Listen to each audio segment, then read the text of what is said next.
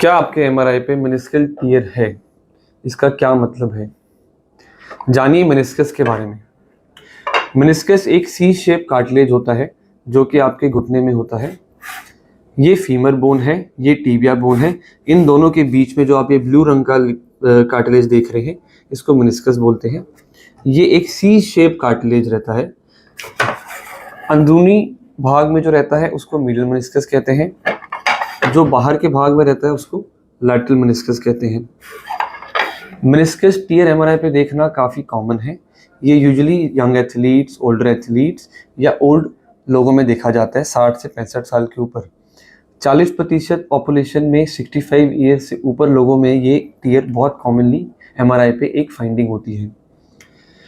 Meniscus का काम आपके घुटने में कुशन या शॉक एब्जॉर्प्शन करना है। मेनिस्कस इंजरी या मेनिस्कस टियर होता कैसे है?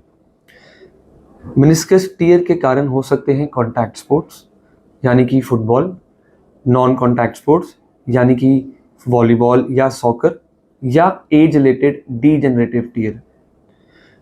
Collision sports, football usually meniscus tear grade 2, grade 3 या ज़्यादा अधिक टियर करते हैं।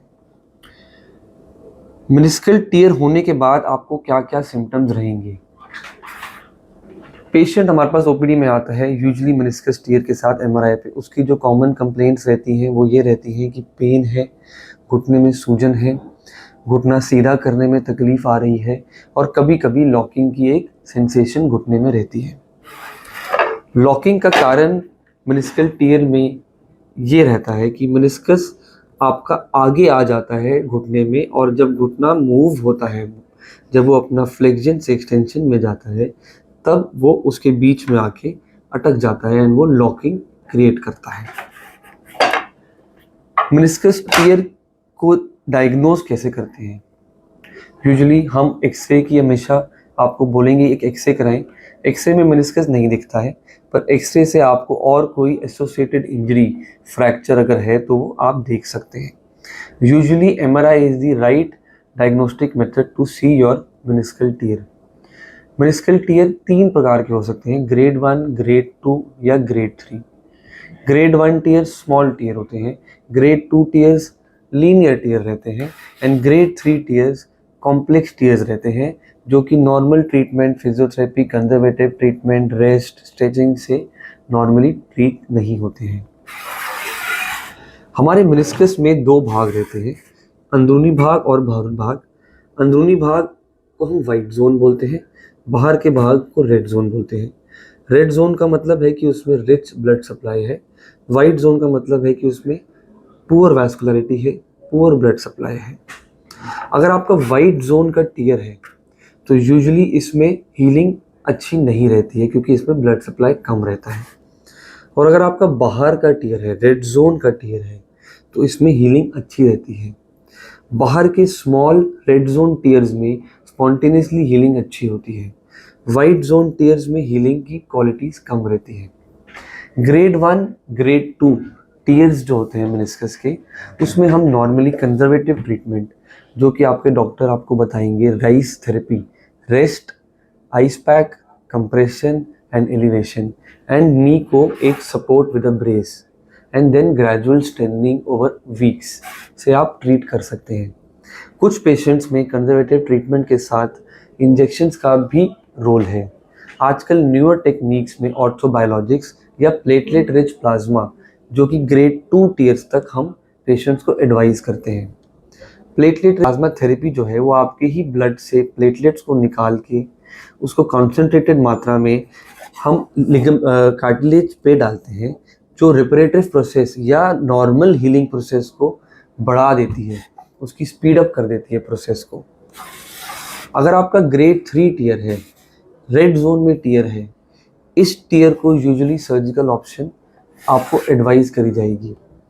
सर्जिकल ऑप्शन में हमारे पास ऑप्शंस रहते हैं मेनिस्कल रिपेयर के। अगर वो रेड जोन टियर है, हम मेनिस्कल रिपेयर के ऑप्शन देते हैं, मेनिस्कल स्टिचेस के ऑप्शन देते हैं, और ये दूरबीन द्वारा, आर्थ्रोस्कोपिक प्रोसीजर द्वारा करा जाता है।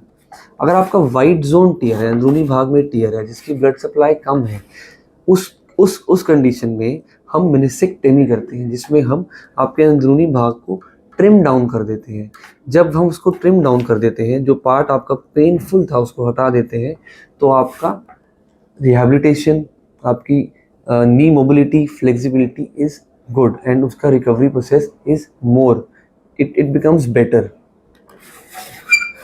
नॉर्मली अगर आपकी मेनिस्टेक्टमी करी गई है वाइट जोन टियर के लिए, तो आपकी रिकवरी 3 से 6 हफ्ते में वापस आपकी नॉर्मल डेली एक्टिविटीज़ तक आ जाएगी।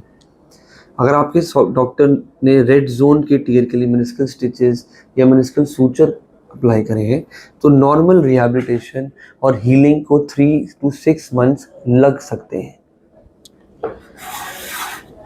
मेनिस्कल टियर को कैसे अवॉइड करें? अगर आप एथलीट हैं, यंग एडल्ट हैं, तो एक थाई मसल की स्ट्रेंथनिंग रेगुलरली करें।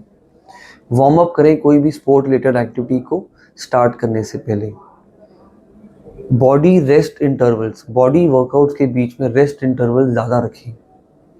ग्रेजुअल प्रोग्रेसिव ओवरलोड करें। अगर आप स्ट्रेंथनिंग एक्सरसाइजेस कर रहे हैं तो ग्रेजुअल प्रोग्रेसिव ओवरलोड करें। ये सब से आप अपने मेनिस्कल टियर की संभावना कम कर सकते हैं। मेनिस्कल टियर बहुत ही कॉमन टियर है और अगर आपके एमआरआई पे दिखता है तो इससे घबराने की ज़रूरत नहीं है।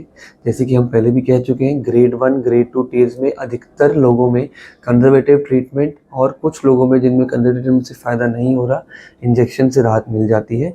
एंड ग्रेड 3 के लिए हम सर्जिकल ऑप्शन देते हैं, जिसमें हम मेनिस्कल रिपेयर स्टिचेस या सूचर्स द्वारा करते हैं। धन्यवाद। अगर आपको हमारा ये वीडियो पसंद आया तो हमारे चैनल को सब्सक्राइब करना ना भूलें और ज़्यादा से ज़्यादा शेयर करें।